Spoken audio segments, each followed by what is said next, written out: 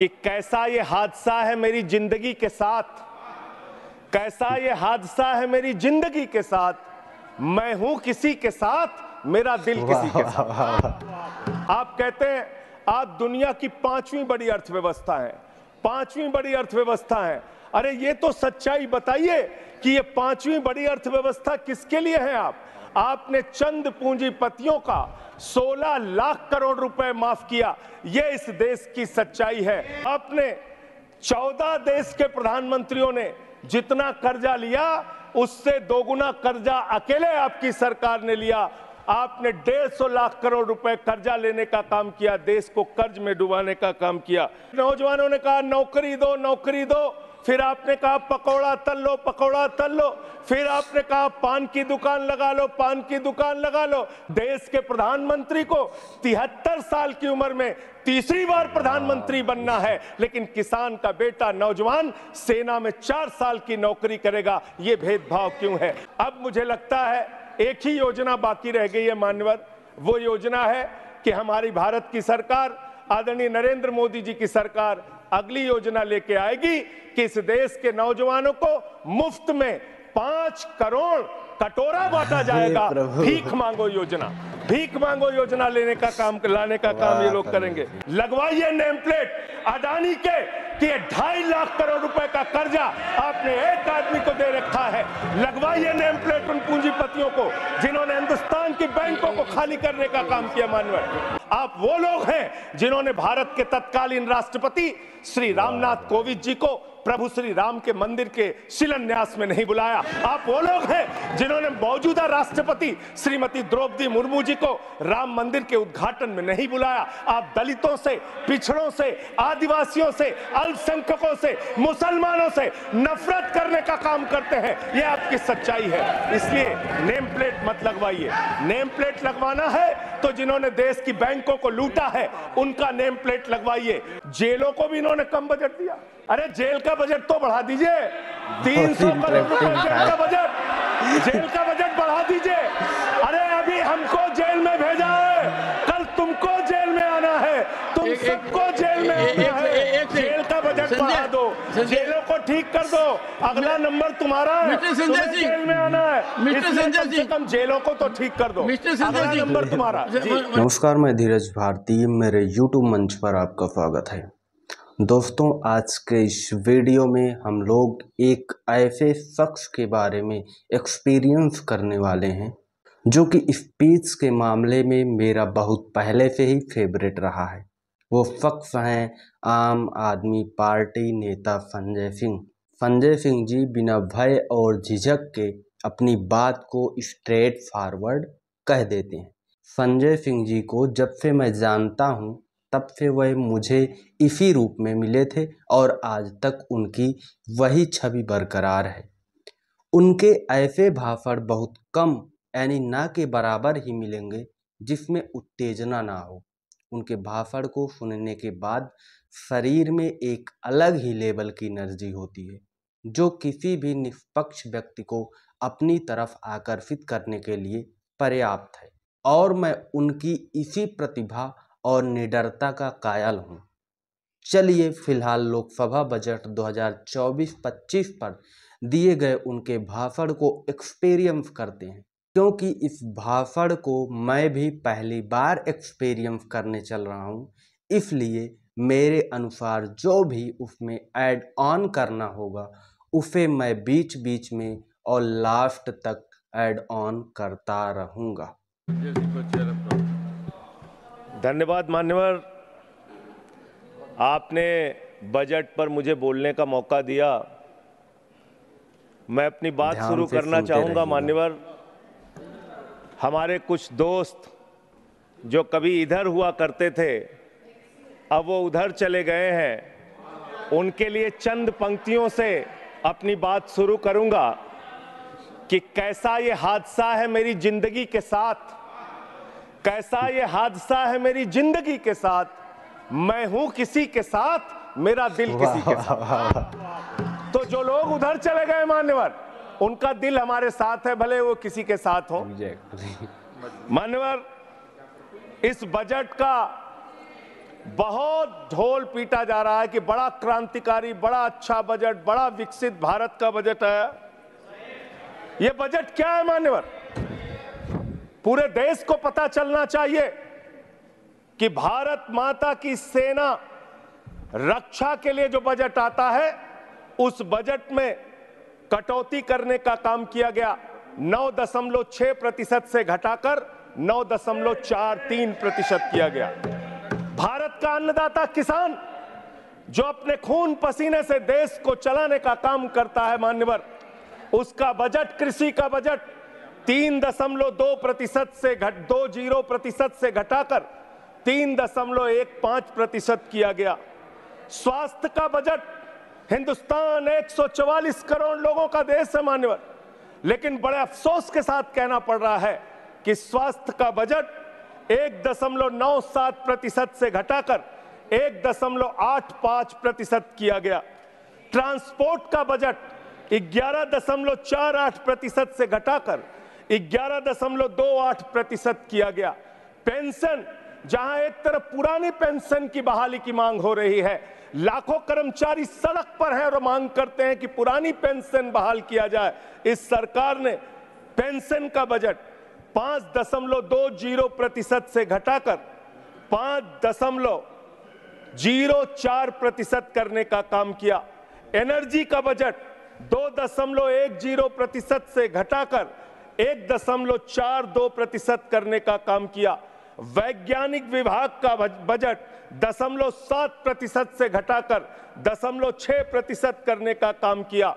Food subsidy का budget 4.38% से घटाकर 4.25% करने का काम किया।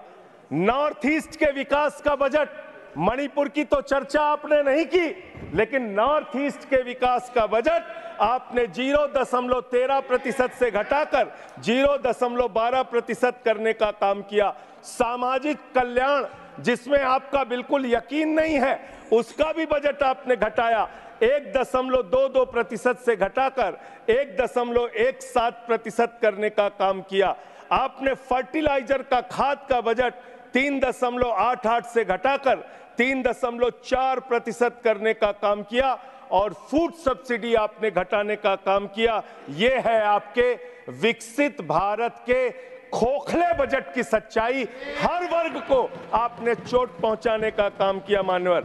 आप कहते हैं आप दुनिया की 5वीं बड़ी अर्थव्यवस्था है, 5वीं बड़ी अर्थव्यवस्था है। अरे ये तो सच्चाई बताइए कि ये 5वीं बड़ी अर्थव्यवस्था किसके लिए है? आपने चंद पूंजीपतियों का 16 लाख करोड़ रुपए माफ किया। ये इस देश की सच्चाई है। आपने 16 लाख करोड़ रुपए पूंजीपतियों का माफ किया। आपने 14 देश के प्रधानमंत्रियों ने जितना कर्जा लिया, उससे दोगुना कर्जा अकेले आपकी सरकार ने लिया। आपने 150 लाख करोड़ रुपए कर्जा लेने का काम किया, देश को कर्ज में डुबाने का काम किया।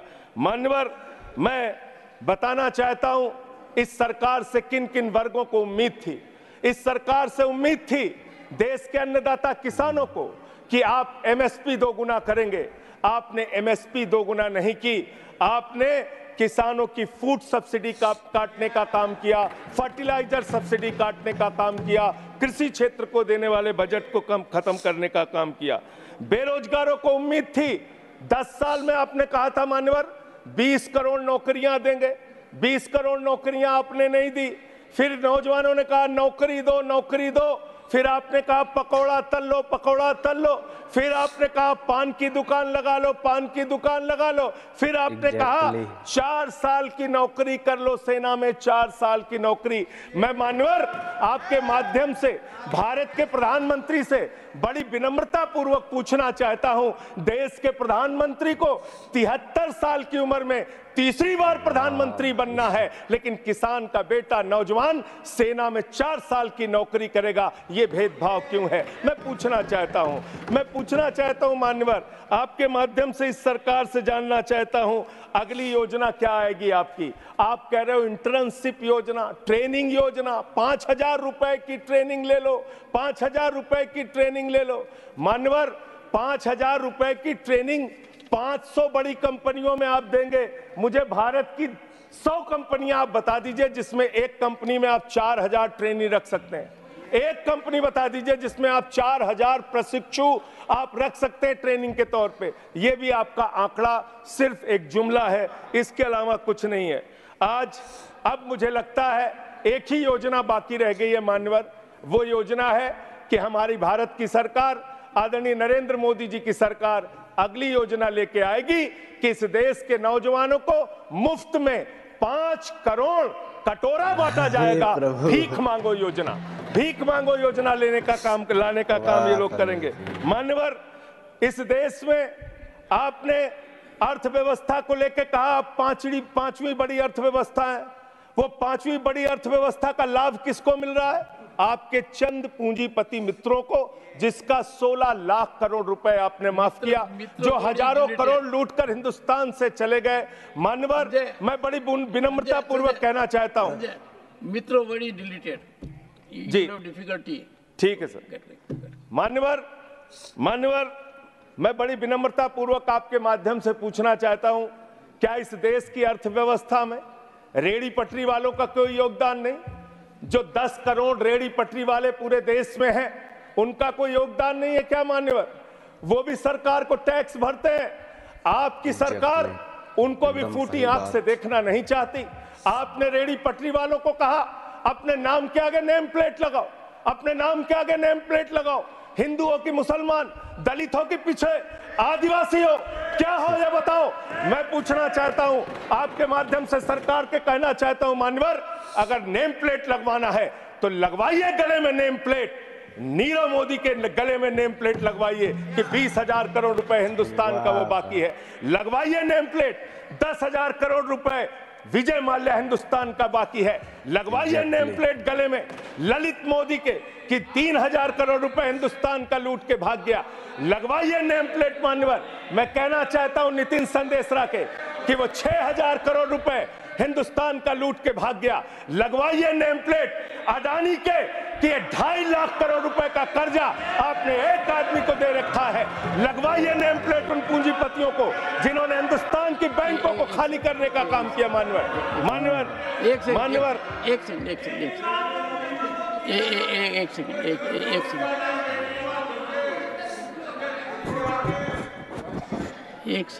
सेकंड।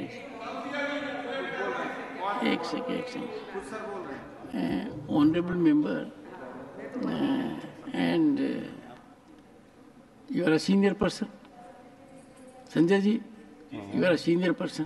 बिल्कुल। धारा प्रवाह में आप काफी कुछ कह गए फिगर्स के बारे में, बाकी तो you can make your point, no difficulty about it। One second, so the figures which you have given, you will have tough time in proving them, because these have been taken in stride. So all that will be deleted, and we will, unless you have real, factually firmed up material, use a name. Make your point. ठीक है sir, ठीक है sir, thank you sir, make your point. Thank you sir. मान्यवर, मैं तो ये कहना चाह रहा था आपके माध्यम से कि इस तरह के काम देश के अंदर नहीं होने चाहिए। भारत एक धर्मनिरपेक्ष राष्ट्र है और हम जानते हैं अपनी सामाजिक व्यवस्था में, मैं जानता हूं इनके मन में दर्द होगा मान्यवर, अभी चुनाव हारे हैं ये उत्तर प्रदेश में, तो वहां पर अगर कोई बोर्ड लगाएगा जाटव ढाबा, एक सेकंड, जाटव ढाबा कोई लगाएगा, कोई अपने ढाबे के आगे अगर वाल्मीकि ढाबा लिखेगा तो आप लोग उसके यहाँ खाने नहीं जाओगे। मैं जानता हूं आपकी मानसिकता। आप वो लोग हैं जिन्होंने भारत के तत्कालीन राष्ट्रपति श्री रामनाथ कोविंद जी को प्रभु श्री राम के मंदिर के शिलान्यास में नहीं बुलाया। आप वो लोग हैं जिन्होंने मौजूदा राष्ट्रपति श्रीमती द्रौपदी मुर्मू जी को राम मंदिर के उद्घाटन में नहीं बुलाया। आप दलितों से, पिछड़ों से, आदिवासियों से, अल्पसंख्यकों से, मुसलमानों से नफरत करने का काम करते हैं। यह आपकी सच्चाई है। इसलिए नेम प्लेट मत लगवाइए। नेम प्लेट लगवाना है तो जिन्होंने देश की बैंकों को लूटा है उनका नेम प्लेट लगवाइए। और मान्यवर, मैं आपसे, आपके माध्यम से इस सरकार से कहना चाहता हूं, इनका बजट पड़ रहा था मान्यवर, जेलों को भी इन्होंने कम बजट दिया। अरे जेल का बजट तो बढ़ा दीजिए, 300 करोड़ रुपए जेल का बजट बढ़ा दीजिए। अरे अभी हमको जेल में भेजा है, कल तुमको जेल में आना है, तुम सबको जेल में आना है, जेल का बजट बढ़ा दो। जेलों को ठीक कर दो, अगला नंबर तुम्हारा है। मिस्टर संजय तुम्हें सिंह, जेल में आना है, मिस्टर इसलिए संजय कम से सिंह, कम जेलों को तो ठीक कर दो। मिस्टर संजय अगला सिंह, नंबर तुम्हारा जी। मैं जेल के बजट पे बोल रहा हूँ। वन सेकंड मानवर, मैं जेल के बजट पे वन सेकंड 300 करोड़ दिया इनको, जेल में आना है। वन सेकंड सदन के नेताजी से मैं अनुरोध करूंगा कि ये बहुत मार्मिक अपील है जेल का बजट बढ़ाने के लिए, और इस पर आप गौर फरमाइए। धन्यवाद सर, धन्यवाद सर। ठीक है ना? धन्यवाद सर। एक पृष्ठभूमि भी है। मान्यवर इसका ध्यान इस रखा देश जाएगा। में इन्होंने न्यायपालिकाओं के लिए जो बजट रखा वो नाकाफी है। 5 करोड़ केसेस पेंडिंग है इस देश के अंदर, और 6 लाख लोगों को पूरे देश में जेलों में रखा गया है, जिसमें करीब करीब 76% अंडर ट्रायल है। इसका मतलब आपका मकसद न्याय दिलाना नहीं है, आपका मकसद किसी मामले की सच्चाई तक पहुंचना नहीं है, आपका मकसद है पकड़ पकड़ के एक एक व्यक्ति को जेल में डालना। आपने दिल्ली के मुख्यमंत्री को, जिनकी शुगर 36 बार 50 से नीचे जा चुकी है, आपने दिल्ली के मुख्यमंत्री को पकड़ के जेल में डाल दिया। नहीं मानवर, अब इनको बार बार मौका मत दीजिए, मुझे अपनी बात पूरी करने दीजिए। I am not yielding sir, I am not. आपने 2 बार काम हैबिट बना लिया इन्होंने सर। दिल्ली के मुख्यमंत्री को सर इन्होंने पकड़ के जेल में डाल के रखा, दिल्ली के शिक्षा मंत्री को इन्होंने 2 साल से जेल में रखा, दिल्ली के स्वास्थ्य मंत्री को इन्होंने 2 साल से जेल में रखा। आप एक एक विपक्ष के नेता को पकड़ पकड़ के जेल में डालते हैं। हेमंत सोरेन को मुख्यमंत्री को जेल में आपने रखा, संजय रावत को जेल में रखा, अनिल देशमुख को जेल में रखा, सबको पकड़ पकड़ के आप जेल में रखते हैं। बंगाल के 3 मंत्रियों को आपने पकड़ के जेल में रखा। आपका मकसद ट्रायल कराना नहीं, न्याय दिलाना नहीं, आपका मकसद हम लोगों को पकड़ के जेल में रखना है। जितना जेल में डालोगे, जितना जेल में डालोगे, मैं आपसे कहना चाहता हूं, जितना जेल में डालोगे उतना गर्त में जाओगे। जिसने भी ये राजनीति की है उसका समापन हो गया है। अभी 240 पे पहुंचे हो, कल 24 पे पहुंचोगे, इसके बाद 2 पे भी आओगे। मैं तो 1-2 मिनट और मैं बस कह के अपनी बात खत्म करूंगा, मेरे टाइम में से उसको काट लीजिएगा। मान्यवर, भेदभाव की बात, सबसे भेदभाव इनको करना है। मुसलमानों से भेदभाव, सिखों से भेदभाव, ईसाइयों से भेदभाव, दलितों से भेदभाव, पिछड़ों से भेदभाव, और अब राज्यों से भेदभाव, राज्यों से भी भेदभाव, महिलाओं से भेदभाव, राज्यों से भेदभाव। क्या भेदभाव किया सर इन्होंने? 2,32,000 करोड़ रुपए, 2,32,000 करोड़ रुपए दिल्ली के लोगों ने सरकार के केंद्रीय खजाने में टैक्स के रूप में दिया, जीएसटी और इनकम टैक्स के रूप में। बदले में हमको कितना मिलता है? 0। 9 साल से आप दिल्ली को बजट नहीं देते। पंजाब के लोग, बस मेरे में से काट लीजिएगा सर, 1-2 मिनट काट लीजिए, पार्टी के उसमें से काट लीजिएगा। पंजाब के लिए सर, पंजाब का किसान अपना खून पसीना बहा के खेत में गेहूं पैदा करता है, धान पैदा करता है। आपने 8,000 करोड़ रुपए पंजाब के विकास का पैसा रोक रखा है, विपक्ष के राज्यों का पैसा आपने रोक रखा है। ये भेदभाव क्यों कर रहे हैं आप क्यों कर रहे हैं? आप लिखते हैं राज्यों के विकास से देश का विकास है, ये आप राज्यों का विकास कर रहे हैं। एक एक करके टारगेट करके विपक्षी राज्यों के साथ आपने भेदभाव करने का काम किया। और अंत में कोई मुझे कह रहा था सारे बजट कम किए, शिक्षा के बजट को भी आपने कम कर दिया। मैंने इन लोगों से कहा शिक्षा से इनका कोई लेना देना नहीं है, शिक्षा से इनका कोई लेना देना नहीं। मान्यवर, क्यों लेना देना नहीं है? क्योंकि दिल्ली विश्वविद्यालय में मनुस्मृति पढ़ाने जा रहे हैं ये लोग। मनुस्मृति पढ़ाएंगे कि दलितों के, पिछड़ों के, जिनको आप शूद्र कहते हैं, आप शूद्र कहते हैं, अगर वो श्लोक सुन लेंगे तो उनके कान में पारा आप कैसे डालेंगे? ये पढ़ाई आप कराने जा रहे हैं दिल्ली विश्वविद्यालय में, ये पढ़ाई आप कराने जा रहे हैं। इसलिए मान्यवर, मैं आपसे यही कहना चाहता हूं, ये बजट हिंदुस्तान के किसान के खिलाफ है, ये बजट हिंदुस्तान के नौजवान के खिलाफ है, ये बजट हिंदुस्तान के व्यापारियों के खिलाफ है, ये बजट सिर्फ और सिर्फ मोदी जी के मित्रों के लिए बनाया गया है, मित्रों के लिए बनाया गया है, मित्रों के लिए बनाया गया है। अभी तक जो भी आपने संजय सिंह जी को सुना, क्या भाई, मैंने पहले ही बताया था कि उनके भाषणों में उत्तेजना की कमी हो, यानी कि उत्तेजना पूरे भाषण में ना देखने को मिले, ऐसा हो ही नहीं सकता। मैं आज तक का एक्सपीरियंस बता रहा हूँ। ये तो आज का जो है वो है ही। और इनकी स्पीच में आपको एक चीज़ कॉमन देखने को मिलेगी कि ये जितने आरोप लगाते हैं लगभग, कुछ छोड़ दो तो लगभग डाटा बेस के आधार पर, नहीं कि उसका एक डाटा होता है पिछले इसके पहले क्या था अब क्या है, और इसके साथ ही साथ ये अपनी बात को बिना किसी से डरे निडरता पूर्वक कह देते हैं। फिलहाल जो लोग संजय सिंह जी को पहली बार सुन रहे थे, आपको उनकी स्पीच कैसी लगी कमेंट बॉक्स में ज़रूर बताइए, और जो लोग उनको पहले से सुन रहे हैं उनको ये भाषण कैसा लगा वो भी कमेंट बॉक्स में बताएं। फिलहाल ऐसे ही वीडियो से अपडेट रहने के लिए चैनल को सब्सक्राइब करें, वीडियो को लाइक करें, और वीडियो की नोटिफिकेशन सबसे पहले आप तक पहुँचे इसलिए नोटिफिकेशन बेल को भी ऑन कर लीजिए। बहुत बहुत धन्यवाद, मिलते हैं एक नई वीडियो में। Thank you.